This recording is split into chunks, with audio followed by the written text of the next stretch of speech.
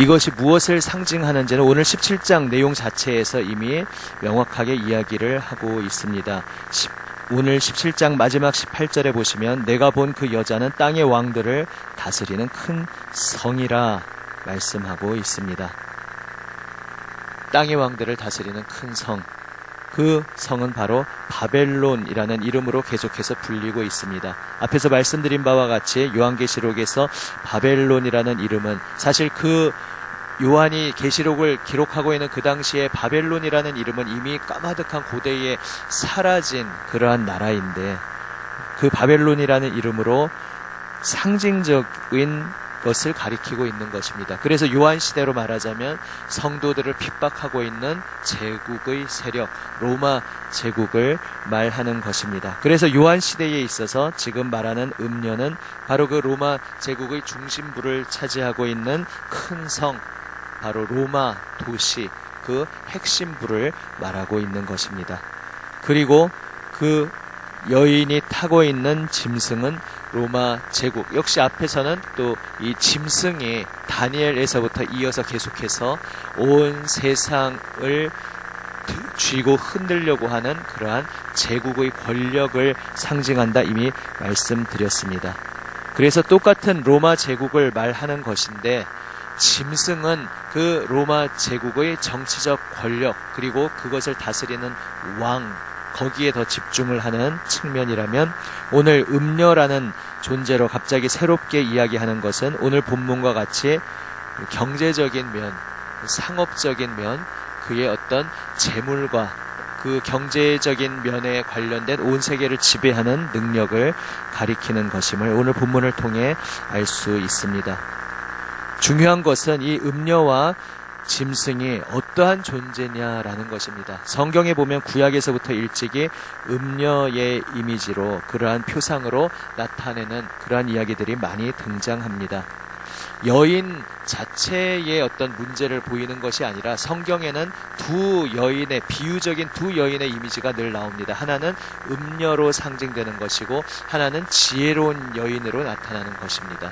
이것은 마치 당시 고대 사회에서부터 현실 세상에서 사람들이 만나는 두 가지 여인상이었습니다. 하나는 가정에서 가정을 부유하게 하고 사람들을 살리고 이 세상을 살리는 그러한 건설적인 여인의 상이 있는가 하면, 그 당시 고대 사회에서부터 이미 사람들을 유혹하고 가정을 파괴하고 무너뜨리는 그러한 돈을 버는 것을 목적으로 하고 사회를 무너뜨리는 그러한 부정적인 역할을 하는 여인의 상, 바로 그것을 음녀라고 하는데, 그 하나님의 백성 이스라엘을 핍박하는 그 주변 이방 나라들을 구약 성경에서부터 그러한 음녀의 이미지로 흔히 이야기하곤 했습니다. 바로 그 흐름을 이어받아서 오늘 요한계시록에서도 하나님의 백성을 핍박하는 그러한 제국의 세력에 대해서, 그런데 특별히 그 제국의 사치와 향락, 방탕, 그러한 경제적인 풍요로움의 도를 넘어서 그것으로 온 세계를 부도덕한 사치와 방탕으로 넘치게 하는 바로 그러한 존재를 음녀라고 표현하고 있는 것입니다.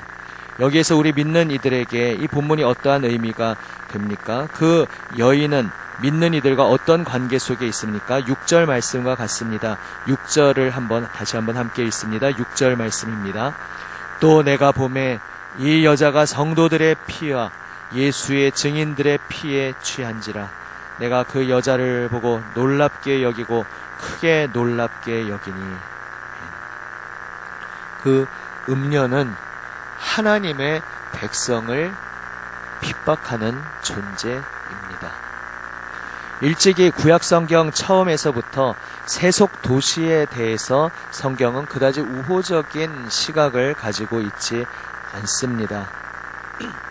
물론 그것만이 전부는 아닙니다. 그러나 우선 부각되는 것이 이방의 도시들에 대해서 처음에 자기 동생을 죽이고 동쪽으로 도망갔던 가인이 성을 지었다 이야기를 합니다. 그 가인이 도시를 만들고 그 가인의 후예들이 이 세상의 문명의 여러 가지 목축업과 또 예술과 그리고 금속 공예와 더 나아가서 결국 무기를 만드는 그 일들의 시조가 되었다 말하면서 세계의 온갖 문물들의 시조가 되긴 했는데 그들이 세운 문화는 결국 사람을 죽이는 문화요, 사람을 어둠으로 끌고 가는 문화라고 이미 창세기에서부터 이야기하고 있습니다. 그리고 아브라함과 롯이 하나님의 그 약속의 부르심을 받고 함께 나왔는데 결국은 더 이상 함께 거할 수가 없어서 제갈 길로 갈라질 때에 먼저 롯에게 선택권을 주었더니 롯은 소돔과 고모라 그 도시를 바라보면서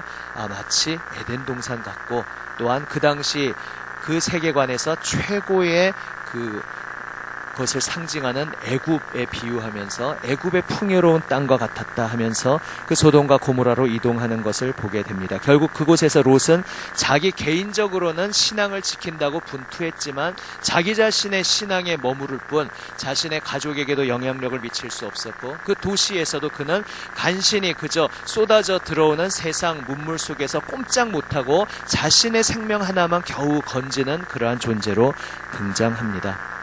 반면 아브라함은 어떠했습니까?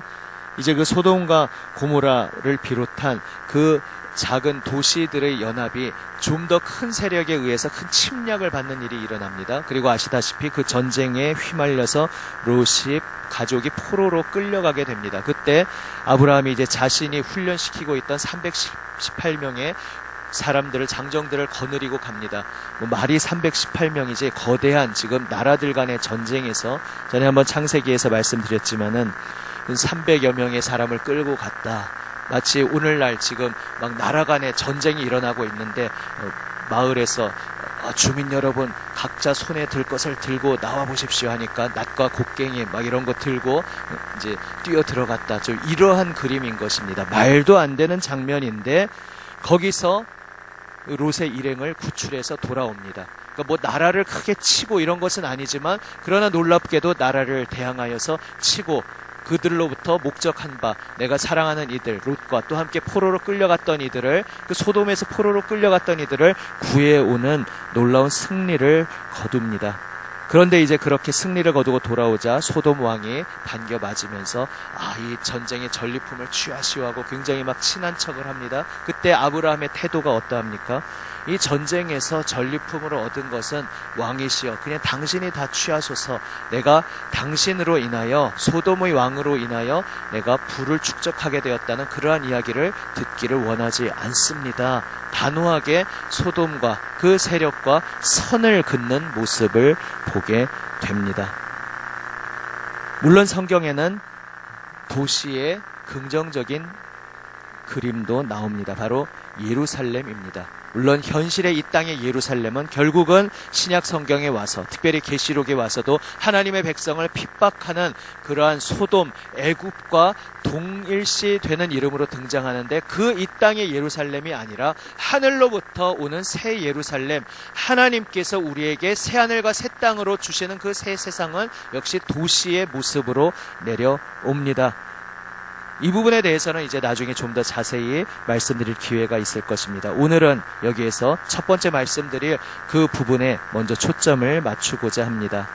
우리가 이 세상 속에서 여전히 음녀에 득세하는 것을 보며 살아갑니다. 요한 당시에는 로마 제국이 있었고 그 로마는 오늘 본문에서는 그것을 상징적으로 이렇게 4절에서 표현합니다. 자줏빛과 붉은빛 옷을 입고 금과 보석과 진주로 꾸미고 손에 금잔을 가졌다. 가증한 물건과 그의 음행의 더러운 것들이 가득하더라. 멀리서 보면 너무나 화려합니다. 그 경제적인 풍요로움이 가득합니다. 롯이 바라보면서 저 소돔으로 가서 살면은 경제적인 풍요로움을 누릴 수 있겠구나 그렇게 마음에 혹했듯이 이 세상 2000년 전에 로마가 있었듯이 오늘날 세상의 모든 것을 쥐고 그 모든 패권 속에서 풍요와 향락으로 온 세계를 물들이는 그러한 음녀는 여전히 존재하고 있습니다. 그런데 하나님을 믿는 백성이 그 음녀가 세상의 대세인 양 세상을 주도하는 그 흐름 속에서 어떠한 모습으로 살아갈까 하는 것이 중요한 문제입니다. 이 음녀, 온 세상의 사치와 풍요로움을 주관하고 있는 그 음녀는 결국 성도들의 원수라는 것입니다. 그 세력은 성도들의 믿음을 떨어뜨리고 성도들의 그 발걸음을 가로막고 하나님을 향한 그 믿음의 길, 십자가를 따르는 길을 가로막고 방해하고 믿음을 꺾으려고 하는 존재로 늘 등장하고 있습니다. 오늘 본문 말씀을 통해서 이 아침 이것을 깊이 묵상해 보기를 원합니다. 우리 일상생활 아주 구석구석에 들어와 있을 수 있습니다. 이를테면 저도 스마트폰을 사용하고 있고 스마트폰의 장점, 유용한 점들을 우리가 잘 활용할 수 있습니다. 우리 믿는 성도들 중에서도 이제 신앙의 다양한 이제 경향이 있는데 특별히 그런 다양성이 존재하는 미국 같은 경우에는 꼭 어떤 몰몬교나 그런 이단 같은 종파만이 아니라 이제 건전한 그 형제의 다양한 교단 중에서도 현대 문물을 아예 거부하고 그 속에서 믿음을 지키려는 그러한 분들도 있습니다. 라디오도 듣지 않고 자동차 타지 않고 마차를 타고 다니고 몰몬교만 그런 것이 아니라 건전한 교단 중에서도 그러한 흐름을 유지하려고 하는 분들도 있습니다. 우리가 꼭 그렇게 행하지는 않는다 할지라도 그냥 대세로 모두 다 스마트폰을 쓰고 대세로 모두 다 어떤 이 경제 체제에서 이 속에서 함께 살아가고 우리가 함께 걸어가고 있지만 당연하게 그냥 그 속에서 그저 휩쓸려 가는 것이 아니라 그 속에서 우리 속으로 침투해 들어오는 믿음과 반대 방향의 이질적인 것이 어느새 내 영혼을 잠식하고 있지는 않은지 한번 깊이 생각해 볼 필요가 있습니다. 그런데 오늘 본문에서 결국 그 음녀와 짐승은 어떤 길을 걸어가게 됩니까? 아주 기이한 장면이고 이것의 의미를 우리가 아직은 다 알 수 없습니다.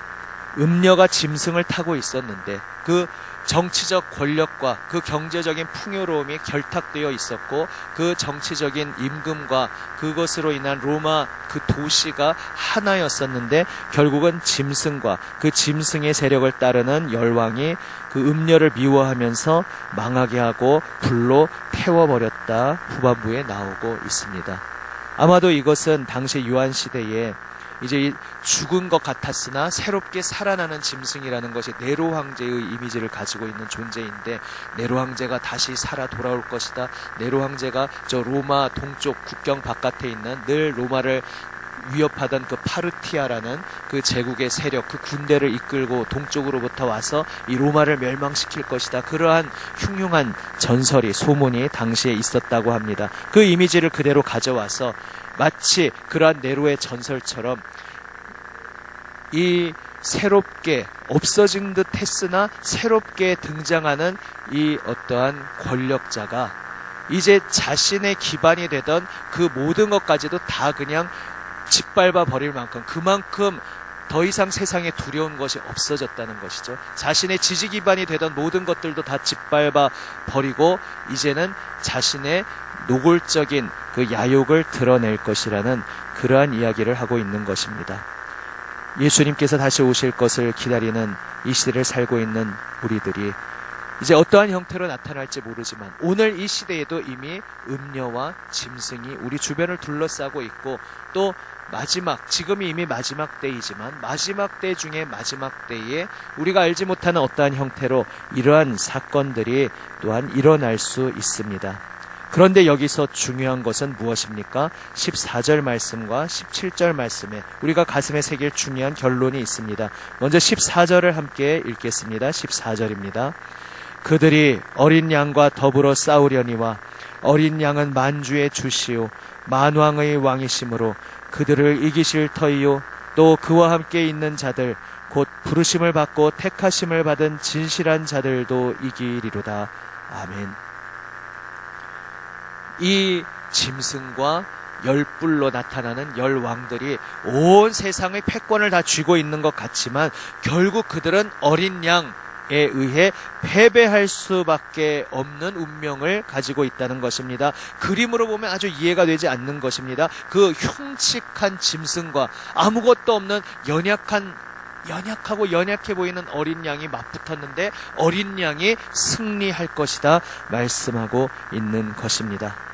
어린 양 예수 그리스도, 그분에게는 이 세상의 관점으로 볼 때 아무 흠모할 것이 없습니다.